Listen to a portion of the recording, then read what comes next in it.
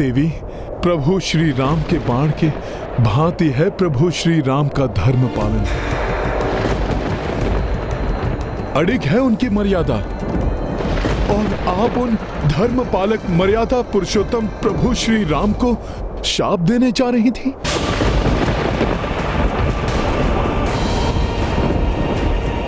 देवी, आप स्वयं देखिए, जिन प्रभु का बाण भी किसी निर्दोष पर वार करने से पूर्व ही दिशा बदल लेता है, यहां तक कि धरती पर उगी हुई घास को भी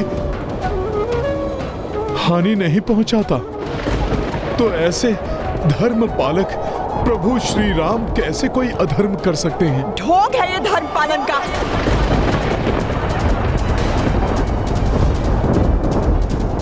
मेघनाथ की पूजा को रोकने के लिए तुम्हें और विभीषण को भेजकर किस धर्म का पालन कर रहे थे तुम्हारे प्रभु?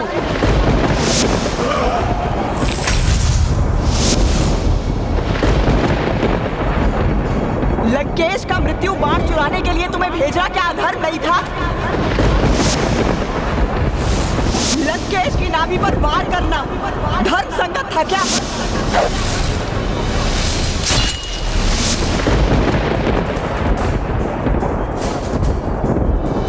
देवी, मेघनाद ने सदैव माया युद्ध करके नियमों को तोड़ा है।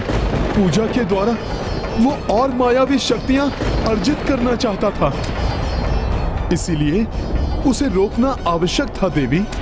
और मृत्यु बाण को तो लंकेश ने अधर्म पूर्वक यमराज से छीना था, उसे नियत स्थान से विस्थापित करके सृष्टि का नियम भंग किया था।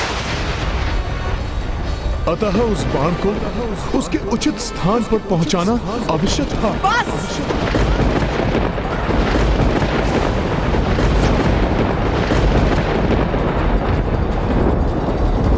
कपट पूर्वक धर्म और मर्यादा की सीमाएं लांघने वाले तुम्हारे प्रभु और तुम दोनों को आज मेरे श्राप का भागी होना ही पड़ेगा।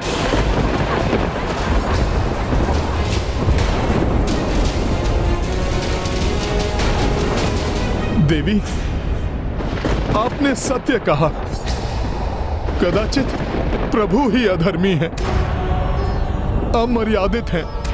प्रभु स्वयंवर में विजयी होने के पश्चात भी उन्होंने विवाह करने से मना कर दिया था, क्योंकि उन्होंने पिता से आज्ञा नहीं ली थी। पिता के दिए वचन को पूर्ण करने के लिए राजपाट का त्याग, ये अधर्म था देवी।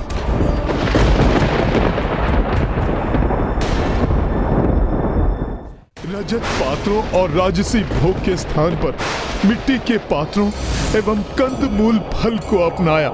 माता के कहने पर सुख वैभव को छोड़कर वनवास स्वीकार करने वाला अधार्मिक ही होगा। अनुज भरत को अपनी पादुकाएं सौंपकर वर्षों वन के कंटकों पर नंगे पांव चले। चाहते तो लंकेश को परास्त करने वाले दानवी वृत्ति के बाली से सहायता प्राप्त कर सकते थे, किंतु उन्होंने महाराज सुग्रीव से सहायता ली। मित्र धर्म निभाते हुए उनकी पत्नी एवं राजपाट उन्हें वापस दिलवाया। देवी, मेरे प्रभु है ना अधर्मी? अपने शत्रु के भ्राता विभीषण पर बिना कोई संदेह किए उन्हें शरण प्रदान की। यही नहीं, लंका पर चढ़ाई करने से पूर्व ही उन्होंने विभीषण जी का राज्य अभिषेक करके उन्हें लंका सौंपने का वचन दे दिया,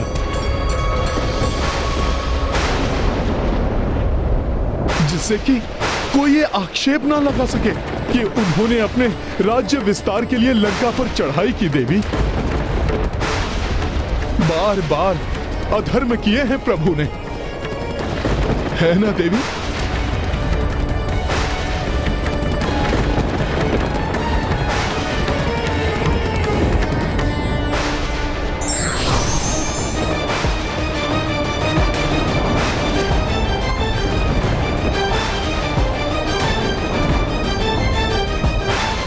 जिनकी पत्नी हरण करके लंका में लाई गई।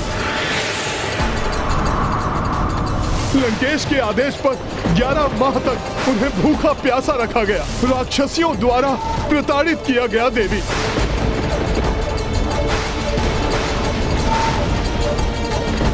सब कुछ जानते हुए भी प्रभु ने लंकेश को बार बार संभलने के अवसर दिए। पहले मुझे भेजा, फिर अंगद को, यहाँ तक कि अंतिम युद्ध से पूर्व भी प्रभु ने लंकेश को संदेश भिजवाया कि माता सीता को ससम्मान लौटा दें, जिससे कि युद्ध की विभीषिका से लंका अनाथ न हो जाए। क्या ये भी अधर्म था देवी? अपनी पत्नी को रक्षराज के चंगुल से मुक्त कराने के लिए प्रभु लंका आए। देवी बताइए, क्या अधर्म किया प्रभु ने?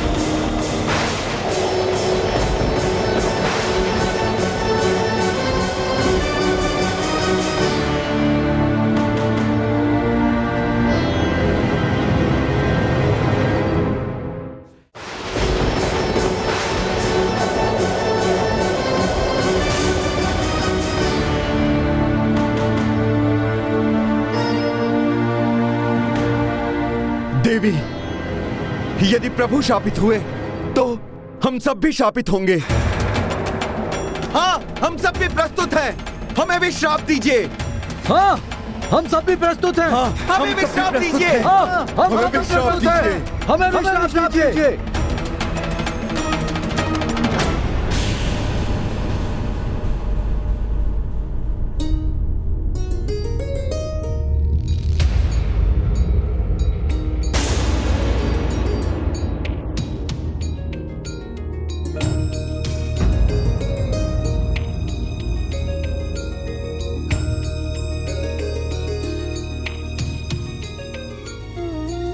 एक पर स्त्री की परछाई के भी स्पर्श से दूर हट जाने वाले, कभी किसी पराई स्त्री की ओर दृष्टि तक ना उठाने वाले, बताइए देवी, प्रभु श्री राम अधर्मी हैं,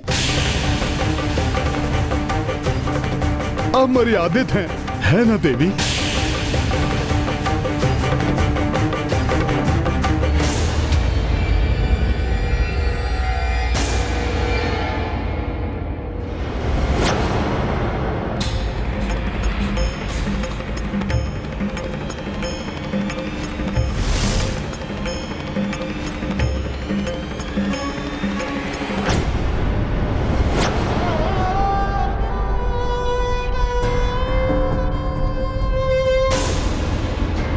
ये तो पर स्त्री की परछाई तक से दूर रहते हैं, जबकि मेरे स्वामी पर स्त्री का हरण करके ले आए।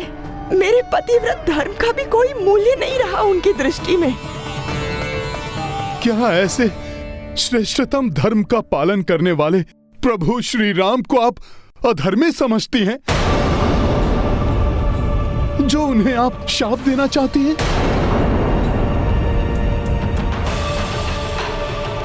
देवी, क्रोध वो घना अंधकार है जो नेत्रों के समक्ष सूर्य की भांति चमकते हुए सत्य को भी छिपा देता है।